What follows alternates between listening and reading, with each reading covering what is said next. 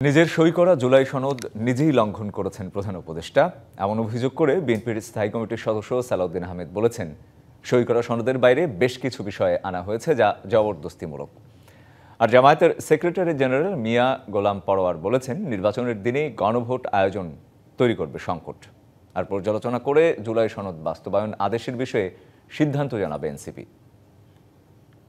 যে এটা রাষ্ট্রপতি জারি করতে পারেন না, কারণ তার সেই নৈতিক ভিত্তি নাই। জনগণের গণ অভ্যুত্থানের অভিপ্রায়টা তিনি ধারণ করেন না, সেদিক থেকে তা জারি করা উচিত না। এখন এই বিষয়ে আমাদের অবস্থান কি হবে, দলীয় অবস্থান কি হবে, সেটা আমরা মিটিং এর পরে আপনাদেরকে জানাতে পারবো। হ্যাঁ না ভোট দেবার পূর্বে তিনি তো সেটা আগে বুঝবেন, মাইন্ডসেট করবেন, অথচ একই দিনেই তাকে ওই সিদ্ধান্ত নিতে হবে, আবার একটা প্রতীকে তার জাতীয় নির্বাচনের ভোটও দিতে হবে।